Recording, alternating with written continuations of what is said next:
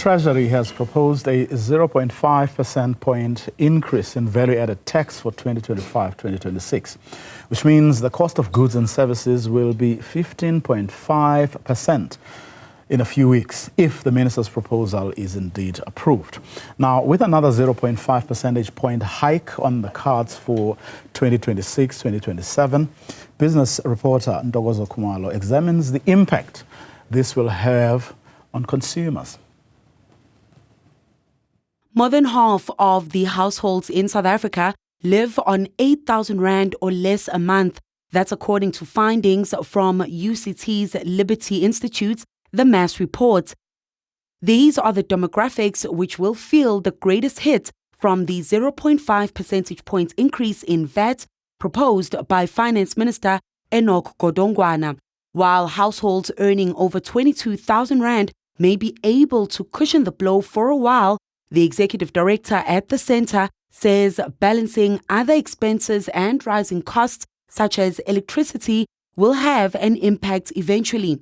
When you don't have much money, every single cent, rand counts. And that's probably why you see outside of ATMs at month end big queues. One of the reasons for that is people want to avoid charges. Again, charges might be a few rand here and there, but if you're in a very income-constrained household, it's going to add up. He warns that the VAT increase will have a trickle effect on people's ability to climb the socio-economic ladder. That means there's less money to invest if they're thinking of starting a business, maybe planning something in the informal sector, maybe education for children. So all those things are affected. Also, when we look at the poorest households, a lot of the expenditure is on food and transport. And any increase in inflation or VAT on those items can have a big impact in terms of your ability to feed your family, to transport and to move towards opportunities. Newzroom Afrika went on a small shopping spree to compare how prices will tick up once the VAT increase is approved. Our basket was made up of 0 VAT rated products, including brown bread, maize meal, sump, cooking oil and rice, as well as products that have a 15% VAT on them, including beef, chicken portions and wors. Our bill came to just under 650 Rand and closer to 690 Rand when adding the 0.5 percentage point increase. The government hopes adding more products to the exemption list will lower the cost for the most vulnerable households. And these are typically edible offal from sheep, poultry, cattle, goats, and pigs.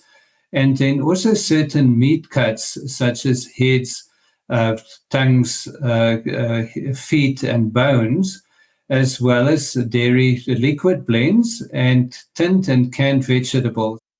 Despite this, the concern is whether this saving will be passed on to consumers. From a legal perspective, one needs to consider all the agreements under which or current agreements under which goods and services are being supplied to determine whether the supplier is entitled to increase prices in accordance with the new VAT rate. A governance expert says those are some of the issues the Government of National Unity will still need to grapple with before approving the proposals. We are likely to see trade-offs because none of the parties represented in the National Assembly has secured a majority. For Minister Ntokozo Khumalo to have his budget proposal and these money bills approved, there should be a majority vote by members of parliament present before such a matter is put on a vote. The ANC does not have that majority. Finance Minister Ntokozo Khumalo says turning to VAT to boost revenue was not an easy decision to take. In the tabling of the budget, he outlined that the two 0.5 percentage points increases would raise 28 billion Rand in additional revenue in this financial year, compared with the 60 billion Rand the 2 percentage points increase originally proposed would bring in. For Newzroom Afrika on Channel 405, I'm Ntokozo Khumalo in Johannesburg.